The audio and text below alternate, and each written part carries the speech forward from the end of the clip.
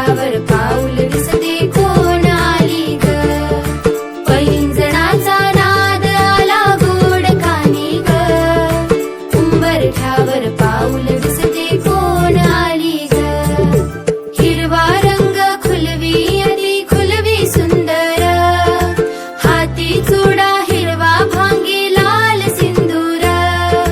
तुळजापूरची आई भवानी दारी आली ग. उंबरठ्यावर पाऊल